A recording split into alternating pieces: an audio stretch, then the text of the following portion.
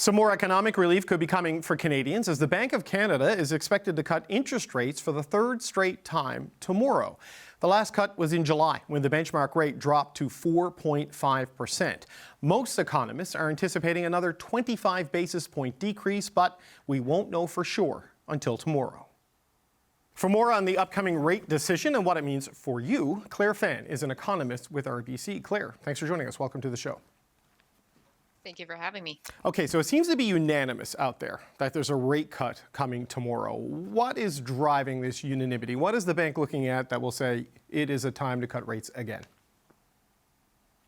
I mean, what's really driving the consensus, like you said, for a rate cut tomorrow is just sort of the weakening that we've seen in the Canadian economic backdrop. I mean, given sort of the second quarter GDP data that we saw last week on a per person basis, which is really to account for, faster than expected population growth that's still currently unfolding here in Canada.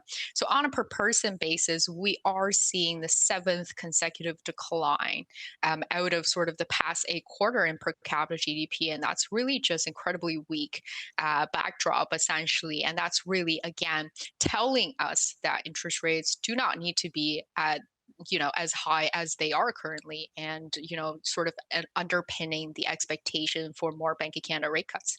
Okay, so central bankers, economists, they look at all of that data in leading to their conclusions on this. A lot of Canadians are just looking at their bottom line, their grocery bills, their mortgage rates. This would be the third interest rate cut in a row. How does that filter through the economy? Is it filtering through the economy to help people because expenses are still way up? Yeah, I think that's definitely sort of the tougher question to answer here is when exactly will Canadian households start to feel like, the pressures in a way alleviating for them. And that's really, probably it's still going to take a while because monetary policy, as we all know, takes a long time, usually around 1 to 2 years for it to actually filter through to have an impact on the broader economy. Of course, immediately, especially the lucky households that have taken out variable rate mortgages will probably start to feel it firsthand, right? As rates go down, their debt payment will go down on a monthly basis already. But, again, the lagging impact really speaks to the remainder who probably, holding a fixed rate mortgages Right. or other sort of long-term personal borrowing. All those potentially will start to feel sort of the easing coming in the years ahead. Yeah, on mortgages though, Claire, a lot of people took out mortgages in those rock bottom rates or renewed mortgages in the rock bottom rates of the pandemic. And like April of next year, 2025, that's when the wall hits on a lot of those. So even if it doesn't help in this moment, it averts what would be a real problem at the beginning of the next fiscal year. Yeah, absolutely. I mean, and this problem is perhaps especially acute again for those younger Canadian households are there who typically, are at the beginning of stage of their careers and potentially earn lower income as well. These are also the household that have disproportionately, saw a really good opportunity in 2020 and 2021 with interest rate being historical low. They have taken on new mortgages, purchased new homes, and unfortunately, throughout 2023, Canadian households under the age of 35 were the only cohort that were really seen to have be forced to deleverage, meaning that they have reduced their mortgage balance on balance essentially. And what that really is speaking to is just tremendous difficulties, especially within that age cohort of Canadian households that are facing when it comes to just servicing the mortgage debt that they're facing to either, paying them off earlier with their savings or potentially just downgrade to more affordable homes. So I would say obviously the challenge is there potentially for Canadian households that are on balance just a lot more indebted comparing to households elsewhere as well. It's interesting just to cycle back to what you said about the economy, because there's an old saying in my business that all economic news is bad news, because interest rates may get cut, inflation is getting closer to the 2% target, which is great, but unemployment is at 6.4%, maybe going up to 6.6%. Growth is slowing down, so it's all of these other negative factors. So what sort of an economy are we looking at going into this fall and into 2025?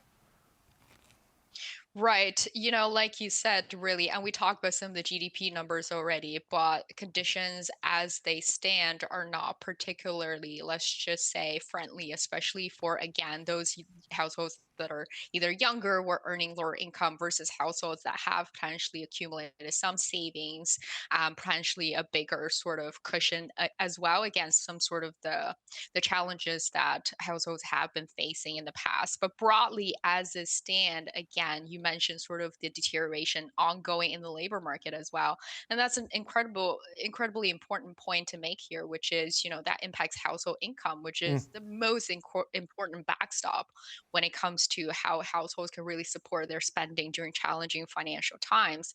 And it's again, without a doubt, that conditions are challenging right now, but interest rate, that's also why, we really do expect interest rate to keep coming down. That's also why we really do expect inflation. I mean, arguably, still one of the things that's most worrisome for the Bank of Canada at this moment is going to continue to trend lower, is simply because the economic backdrop is telling us that that will be the case.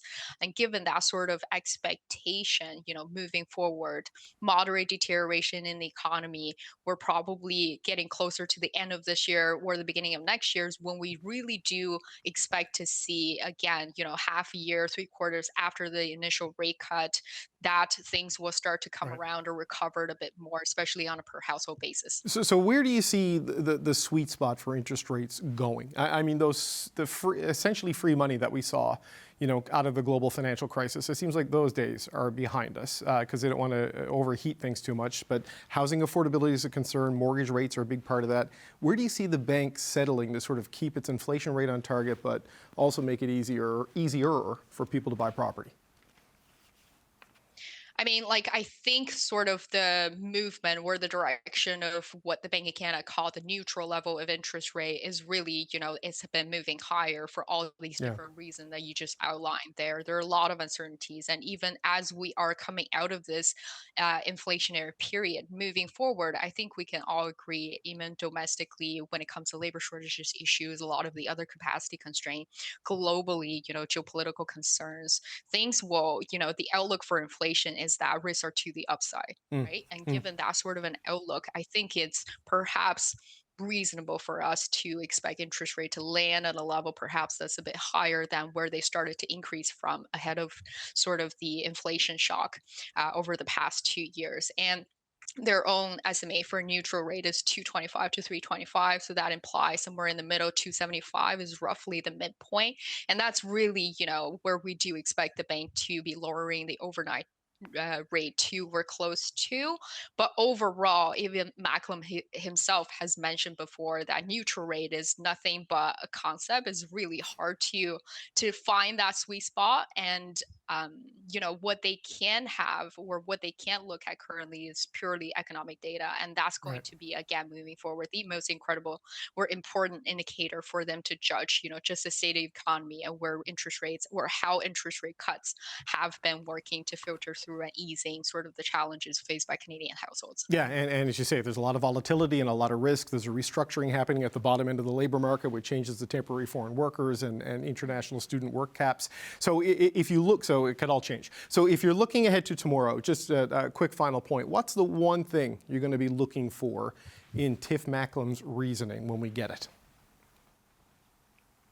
Right. So I think in terms of his comments is really sort of I don't expect any surprises basically, Mm. either from sort of the decision itself, which is going to be a 25 basis point rate cut, or sort of his comment, which were already sounding incredibly dovish, let's just say, from the last meeting in July. And that sort of focus, again, rather than looking at CPI data, which tells us where inflation was 2 months ago, to look at broader weakening in the economy, which potentially tells us where inflation might be heading in the next 2 months or the next Right. quarter or quarters into the next year. I think that shift in their focus is really going to be reiterated at tomorrow's meeting.